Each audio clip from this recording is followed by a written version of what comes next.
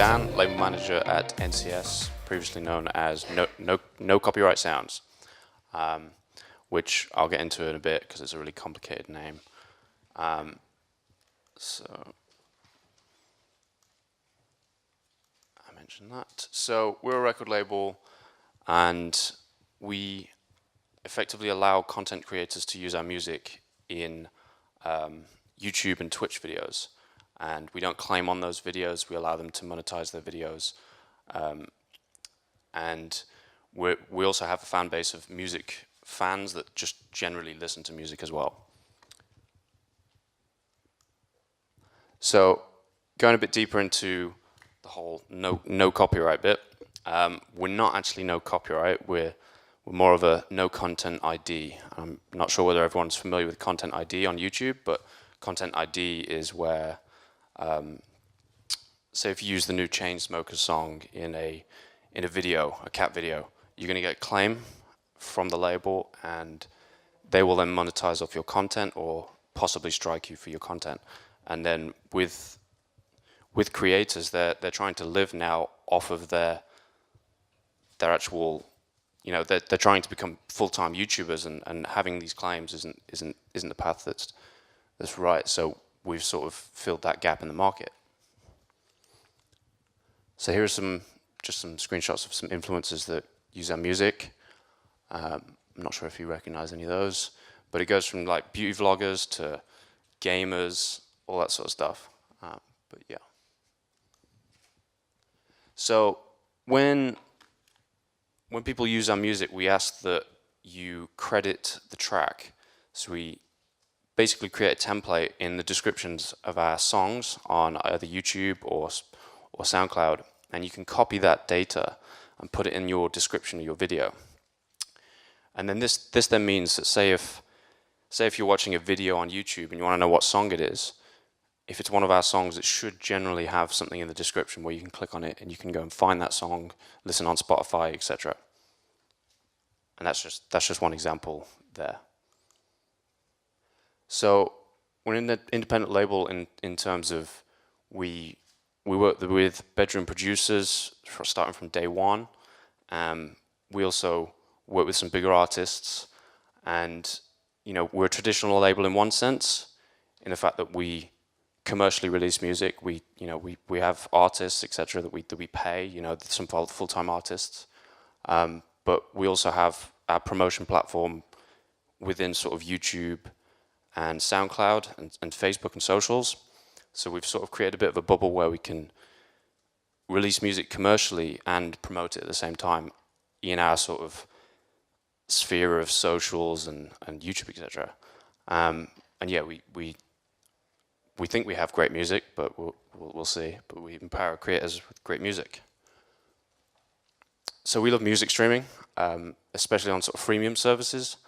But we're sort of varied across as many sort of streaming services as possible. We're trying to expand even more. But I think with music streaming, it's great because you can have all these different demographics and territories that want to listen to music, and we're trying to reach everyone and not be specific on specific platforms. You know, not on one platform. And for downloads, so something for us, we give our music away for free at the same time as having it available on stores. And we feel that that's the best way for content creators to download music.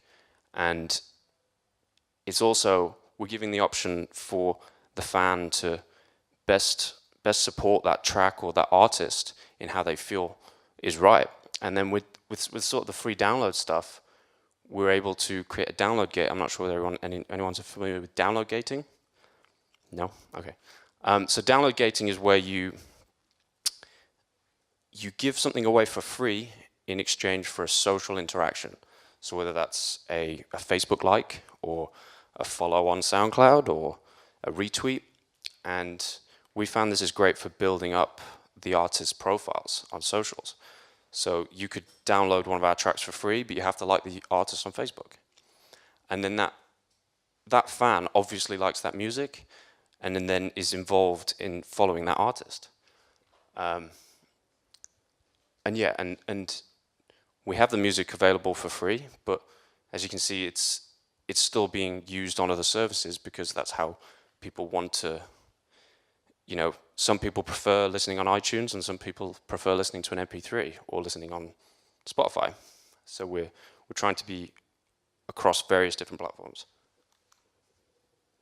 Here are just some artists that we've been working with, some of the bigger ones at the moment. But we've worked with over 250 artists across all of our releases. And as I said, they're from all around the world and all different age ranges and different levels of skills. And these are songwriters, they're producers, all sorts of different levels. So the future for us is that we're going to be looking to move into merchandise, selling merchandise as a brand. We're having a rebrand coming soon, which should be great, which is long awaited. But, and we also want to get more involved in actual writer camps and sort of making music and getting closer to the artists and songwriters that want to make music and providing them with a bit more of a platform. We provide them with a commercial and sort of social platform, but want to provide them with a platform to actually make music as well. Our first ever showcase should be at ADE this year, which is exciting for us because we've never done an event before. So we're planning for that currently at the moment. Went to see the venue yesterday. Any questions? Thank you.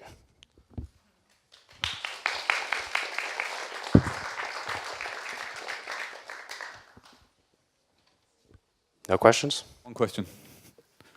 What was the hardest bit? Of the talk? Of the business so far? I think... I'd say it's the name is one of the hardest things. And that's why we're really trying to rebrand it as NCS. Because no copyright sounds like we don't own any of the copyrights, whereas actually we release them like a traditional label, publish them, etc. It's more a content ID thing that relates to YouTube. But we seem to have, in the YouTube community, everyone now asks on, you might go and watch a music video and people will say, is this copyright free?